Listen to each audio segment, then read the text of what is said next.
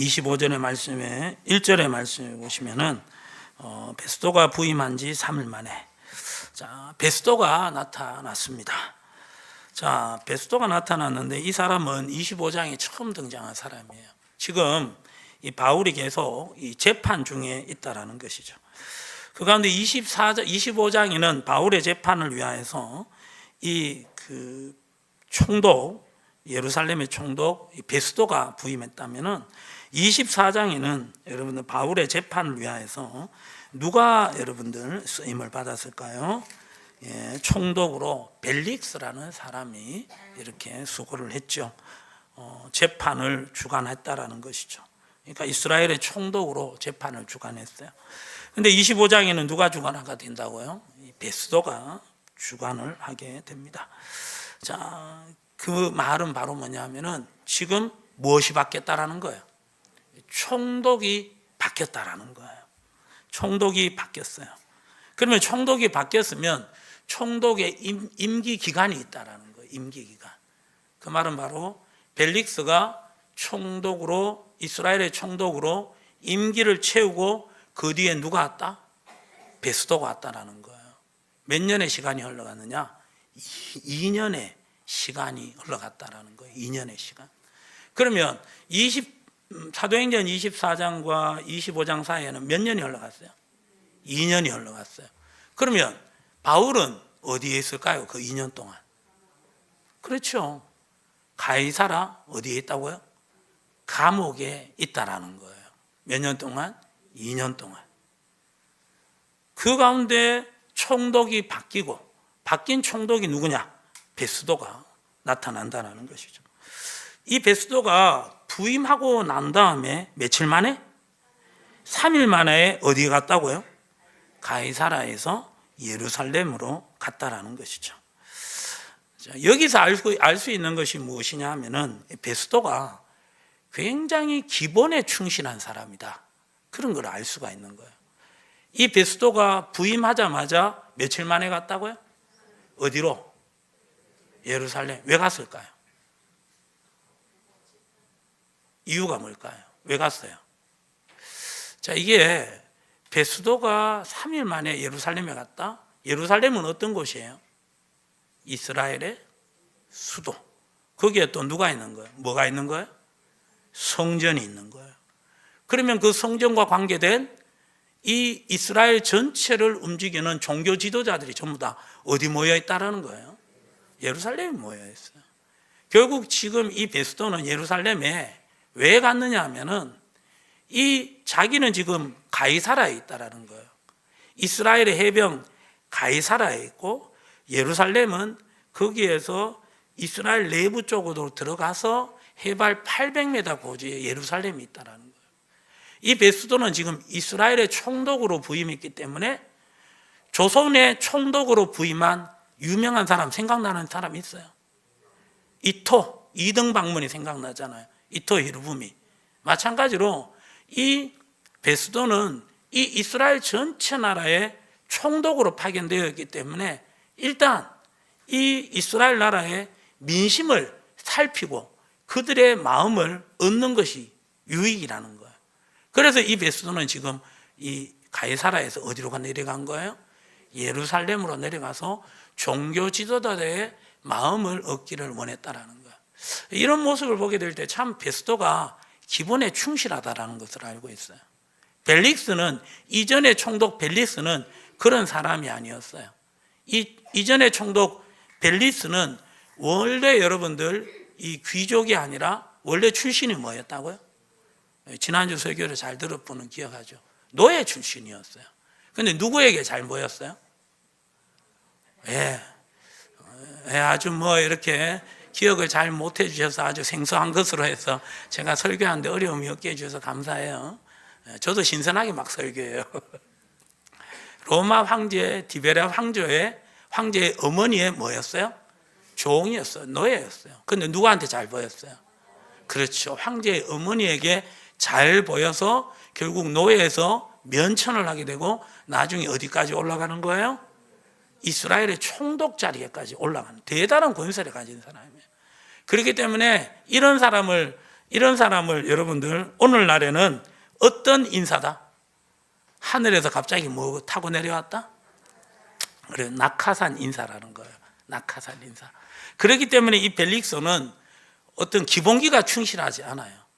왜? 낙하산이기 때문에 어떻게 보면 행정가로서는 맞지 않고 나름대로 권력 야심가였다라는 거예요. 그러다 보니까 권력의 욕심이 대단하다 보니까 이스라엘에 무슨 일만 나타나면 전부 다 무력으로 다 제압해 버렸다. 그래서 이스라엘 사람으로부터 민심을 그렇게 얻지 못했던 그런 사람이었다는 거예요. 베스도는 어떤 사람입니까? 부임한 지 3일 만에 예루살렘으로 딱 내려갔다. 이 사람은 밑바닥부터 이렇게 닦아온 말 그대로 여러분들 관료형 총독이었다라는 거예요. 관료형. 그러다 보니까 이 사람 기본기에 굉장히 충실했어요. 그래서 모든 일처리 부분에 있어서 굉장히 합당하고 합리적으로 일처리를 하게 됩니다. 자, 여러분들, 이 베스도가 예루살렘에 내려가니까 그 대제사장들과 유대인들이, 높은 사람들이 이 베스도에게 요청하는 게 한 가지 있죠.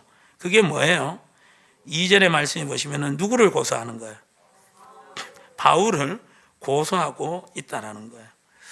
지금 몇 년이 흘렀다고요? 2년이 흘렀는데 지금 이 이스라엘의 대제사장과 유대인들의 높은 사람은 지금 누구만 생각하고 있어요? 바울만 생각하고 있어요. 굉장히 집요한 사람들입니다, 이 사람. 자, 3절. 자, 그래서 베스도의 허위로 바울을 예루살렘으로 옮기기를 청하니 이는 길에 매복하였다가 그를 죽이고자 함이더라. 한결같아요. 한결같아요. 2년 동안 누구를 잊지 않았어요? 바울의 젖지 잊지 않았어요. 그러는 가운데 베스도가 나름대로 이들의 계략을 알고 4절에 이렇게 얘기하는 거예요.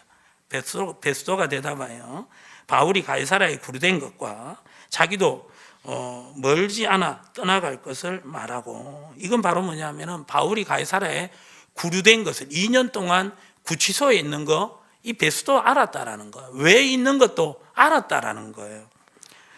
뜨거운 감자라는 거예요. 함부로 할 수 없다라는 거예요. 그러니까 이 베스도가 아주 조리 있게 얘기하는 거예요. 이 바울의 어떤 고소 사건은 원래 나부터 시작된 게 아니다.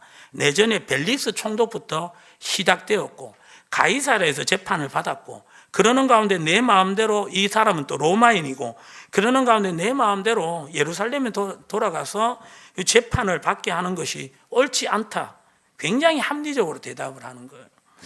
그래서 이 베스도가 5절에 말하면 또 이르되 너희 중 유력한 자들은 나와 함께 내려가서 그 사람이 만일 옳지 않으냐리 그는 어디서 고발하라? 고발하라. 올라와서 가이사라에 올라와서 고발하라. 그러니까 여러분들, 이 대제사장들과 유대인들은 고발을 했을까요? 안 했을까요? 벨릭스한테 얘기했을 때는 몇 년이 지금 흘렀어요. 베스도 이 사람한테 얘기하면 뭐 좀 되겠다 싶어서 6절의 말씀처럼 이 예루살렘 사람들이 어디로 올라온 거예요? 가이사라에 올라왔다라는 거예요. 근데 7절에 보니까 고발을 했어요. 근데 고발을 한 내용들이 전부 다 뭐예요? 능히 증거를 못 대는 거예요. 그 가운데 8절에 베스도가 생각한 거예요. 바로 도무지 죄를 범하지 아니하였다. 그렇게 생각을 하게 되는 것이죠. 그 가운데 베스도가 아주 합리적으로, 자 9절 베스도가 유대인의 마음을 얻고자 바울더러 묻되 내가 예루살렘에 올라가서 이 사건에 대하여 내 앞에서 신문을 받으려느냐. 지금 자기에게 던져진 공을 누구한테 던지는 거예요? 바울에게 던지는 거예요. 자기는 손에 피 묻히지 않겠다라는 거예요. 자, 그 가운데 바울이 대답을 합니다. 자, 10절, 11절. 자, 시작. 바울이 이르되 내가 가이사의 재판자리 앞에 섰으니 마땅히 거기서 신문을 받을 것이라. 당신도 잘 아시는 바와 같이 내가 유대인들에게 불의를 행한 일이 없나이다. 만일 내가 불의를 행하여 무슨 죽을 죄를 지었으면 주께를 사양하지 아니할 것이나 만일 이 사람들이 나를 고발하는 것이 다 사실이 아니면 아무도 나를 그들에게 내줄 수 없나이다. 내가 가이사께 상소하노라 한대. 지금 이제 여기서 이제 이 베스도가 이제 너 어떻게 하겠느냐? 예루살렘에 가서 다시 가겠느냐? 재판을 받을 것이냐, 그렇게 9절에 얘기하니까 이 사도 바울이 10절과 11절에 쭉 얘기하면서 10절과 11절의 결론이 뭐예요? 결론이 뭐예요? 그렇죠. 나는 이제 누구에게 상소할 것이다? 가이사에게 상소할 것이다. 그 주제를 11절에 딱 얘기한다라는 것이죠. 자, 우리가 여기서 한번 생각해 볼 것이, 첫 번째 생각은 바로 뭐냐면은 사도 바울이 2년 전에는 가이사에게 가겠다 안 가겠다 그런 말 하지 않았어요. 그런데 오늘 2년이 흐른 25장에서는 바울이 누구에게 상소하겠다?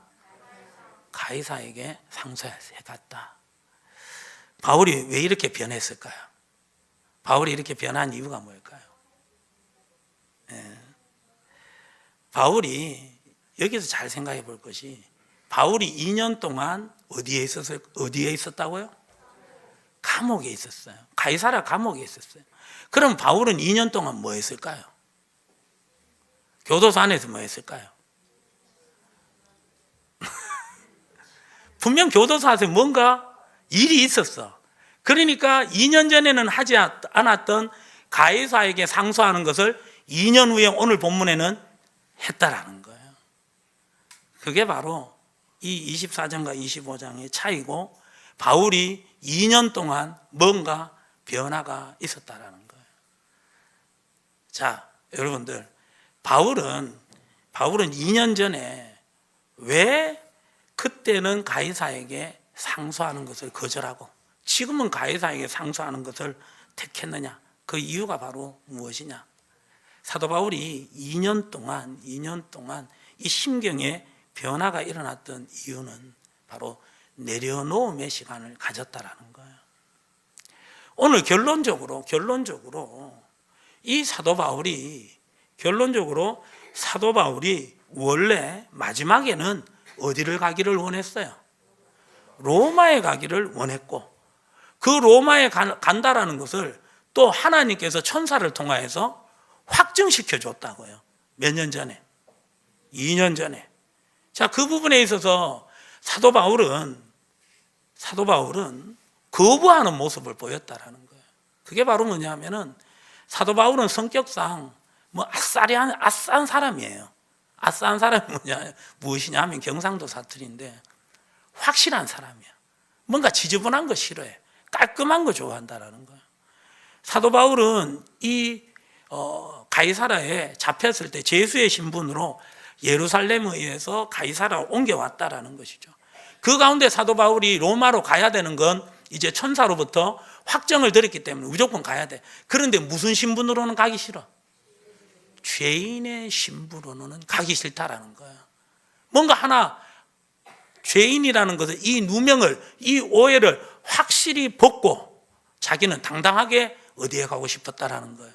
로마에 가고 싶었다라는 거예요. 그런데 그게 잘 됐어요, 안 됐어요?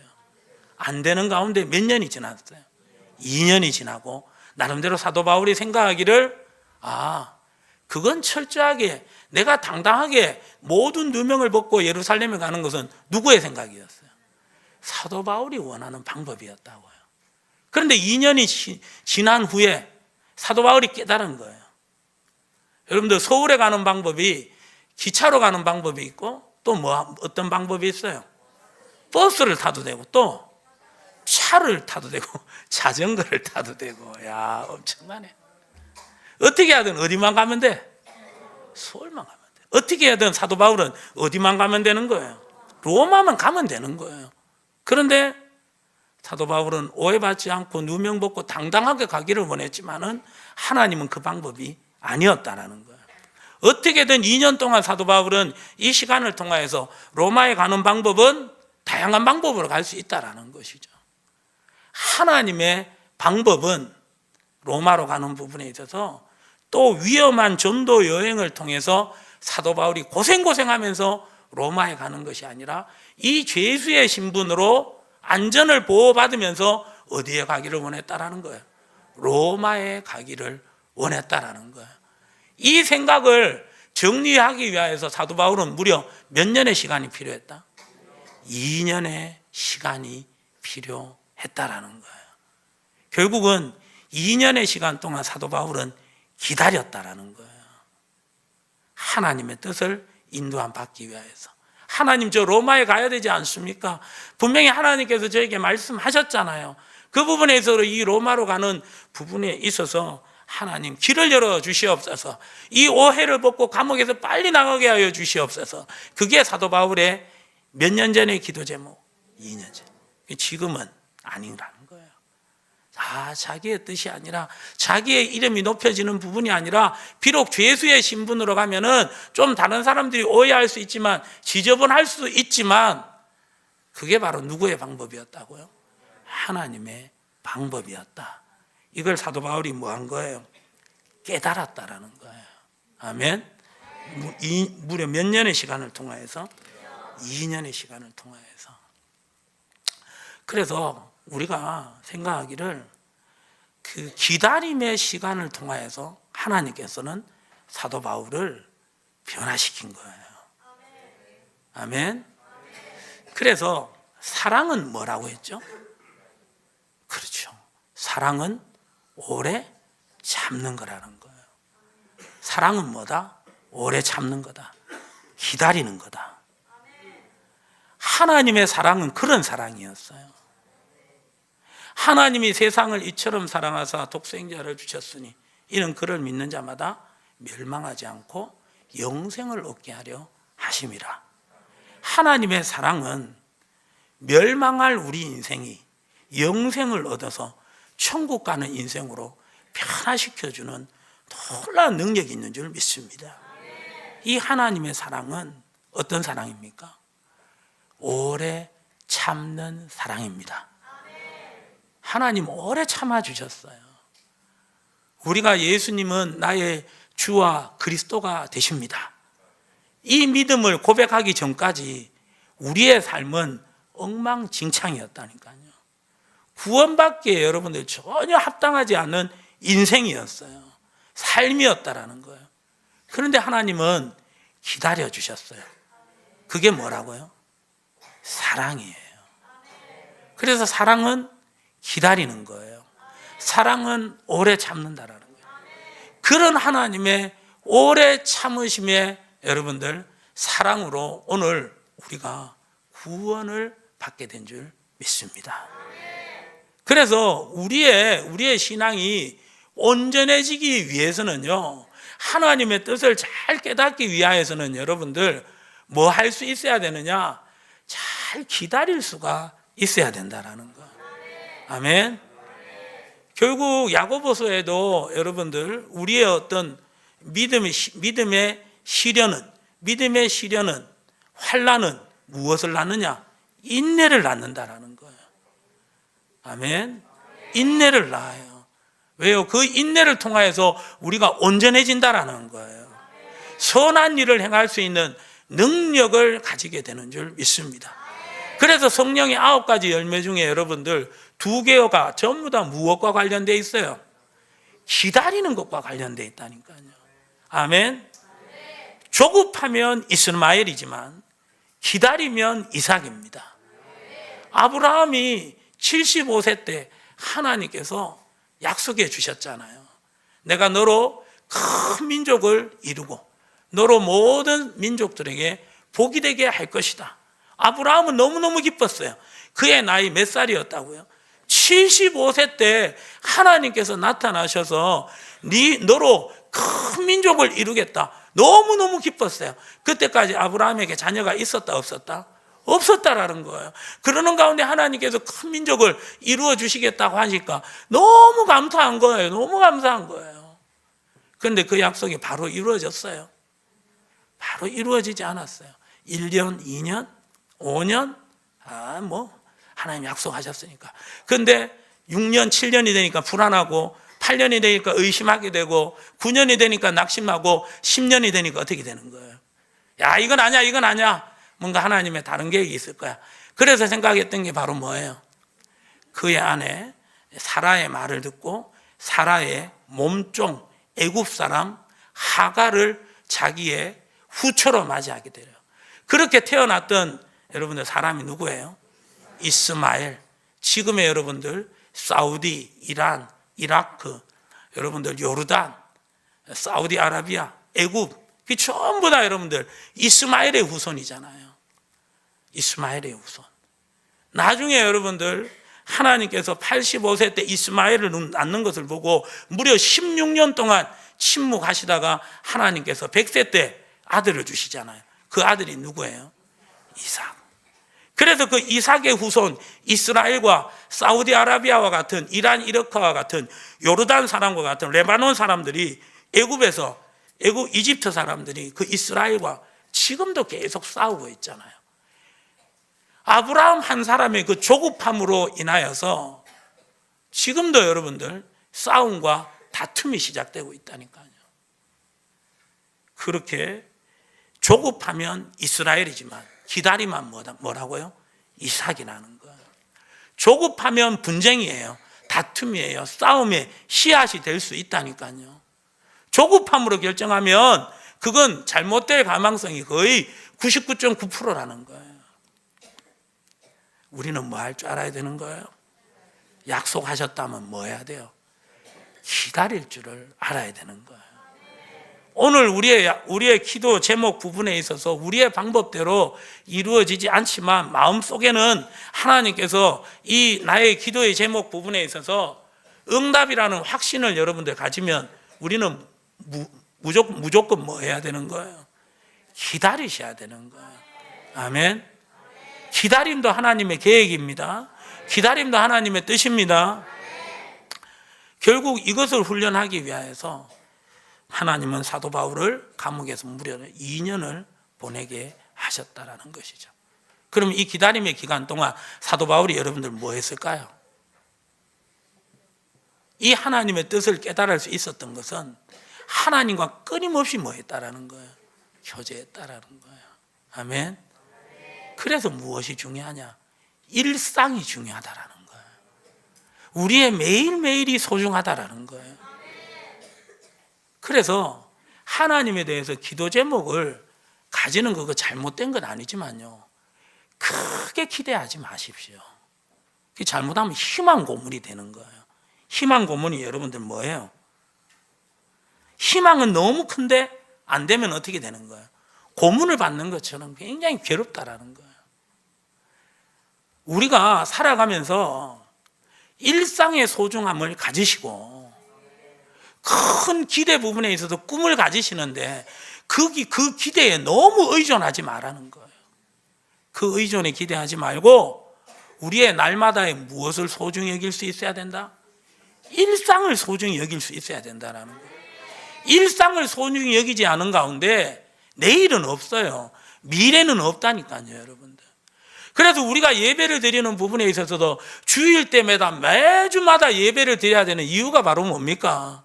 그게 바로 일상을 소중히 여기는, 저는 하나님과 동행하겠다라는 우리의 의지의 표현이라는 거예요. 저는 하나님만을 기다리겠다는 그 의지의 표현이 바로 뭐냐면은 주일날마다 예배 드린다라는 거예요. 그 일상을 우리가 소중히 여기게 될 때 하나님께서는 우리 가운데 하나님의 뜻하신 바를 알게 해주실 것이고, 그 뜻하신 바를 선택할 수 있는 힘과 능력이 생기는 것이고, 그 가운데 하나님이 기뻐하는 모습으로 우리가 변화되는 역사가 일어나게 되는 줄 믿습니다. 그래서 일상을 무시하면 우리는 다음을 기대할 수가 없다라는 거예요. 어제가 있었기에 오늘이 있는 것이고, 오늘이 있었기에 내일이 있게 되는 줄 믿습니다. 그래서 이 부분에 있어서 예수님께서 이 요한복음 15장 5절에 그렇게 말씀하셨지 않습니까? 다 같이 읽어봅니다. 시작. 나는 포도나무요 너희는 가지라. 그가 내 안에 내가 그 안에 거하면 사람이 열매를 많이 맺나니 나를 떠나서는 너희가 아무것도 할 수 없음이라. 아멘. 내가 그 안에, 그죠? 그가, 예수님께서 내 안에, 내가 그 예수님 안에 가면 사람이 무엇을 맺나고요? 많은 열매를. 그러나 떠나서는 어떻게 된다고요? 아무 열매를 맺을 수가 없다니까요, 여러분. 그래서 우리의 일상을 소중히 여기기를 예수님의 이름으로 축복합니다. 비가 계속 오면 땅은 어떤 땅으로 변할까요, 여러분들? 비옥한 땅으로 변해요. 그런데 홍수가 오면 땅은 어떤 땅으로 변해요? 농사짓지 못할 땅으로 변해버리는 거예요. 왜요? 홍수로 말미암아 온갖 쓰레기들이 다 이렇게 묻히는 거예요. 우리의 일상에서 보면은 로또나 이런 것에 당첨된 분들 보면 대부분 다 잘 사는 것 같지만 실상은 어떻습니까, 여러분들? 인생 자체가 가정이 완전히 파괴되고 인생이 엉망으로 되는, 도저히 수습이 안 된 그런 어떤 결론을 내어지는 거 매스컴에서 많이 보셨잖아요. 그게 바로 뭐냐? 일상을 무시했기 때문이에요. 그래서 돈의 흐름이라는 것은 한꺼번에 확 몰려오면 그것은 홍수처럼 땅에 유익이 되는 것보다는요, 유익이 되지 못할 때가 많다라는 거예요. 우리의 인생도 마찬가지예요. 우리의 인생도 일상을 무시해서는 기다림이 제대로 이루어지지 않는 것이고 그 가운데 실력이 없는 거예요. 하나님의 은혜가 없는 거예요. 자, 이 부분에 있어서 오늘 여러분들 이 말씀을 꼭 기억하시면서 우리의 일상을 더욱더 소중히 여길 수 있는 우리 모두가 되시기를 예수님의 이름으로 축복합니다. 매일 여러분들 예배 드리는 것, 매일 기도할 수 있다는 것, 매일 말씀을 대할 수 있다는 것, 이건 우리에게 엄청난 복이고 은혜인 줄 믿습니다. 일상을 무시함으로 말미암아 하나님이 은혜를 주셨을 때 다 쏟아버리고 여러분들 허비해버리는 어리석은 인생이 되지 않기를 예수님의 이름으로 축복합니다. 일상을 소중히 여기는 삶이 어떤 삶입니까? 하나님, 사도 바울이 감옥에서 또 하루를 시작하게 됩니다.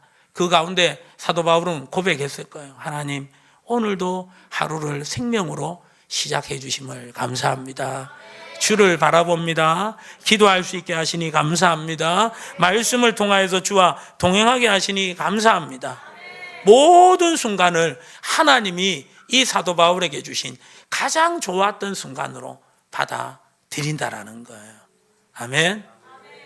그래서 우리를 부르신 분도 누구십니까? 하나님이십니다. 우리를 구원하신 분도 누구십니까? 하나님이십니다. 아멘. 하나님의 여러분들 선택에는 후회가 있습니까? 없습니까? 오늘 우리가 일상을 살아가는 것은 하나님의 은혜입니다. 우리가 눈을 뜨고 살아가는 것 여러분들 누군가에게는 기적이잖아요. 날 때부터 앞을 못 보는 시각장애인에게 우리의 날마다의 눈을 본다라는 것은 기적이잖아요. 한 번도 일어나 보지 못한 장애인에게 우리가 걸어서 하루하루 살아간다는 이건 기적이잖아요. 아멘. 하나님의 은혜입니다. 사랑입니다. 우리가 오늘 예배를 드리고 우리가 수많은 교회 중에 서충주 양문교회에 있다라는 거, 이 하나님의 부르심입니다. 실수가 없는 부르심입니다. 아멘. 그래서 일상을 더욱더 소중히 여기시면서 일상을 열심히 해가는 가운데 정말 하나님께서 정말 너는 잘 인내하는 자라 인정을 받으시고 인내하는 자에게 하나님께서 주시는 놀라운 은혜와 복, 선한 일을 행할 수 있는 그 능력을 덧입는 우리가 되기를 소망합니다.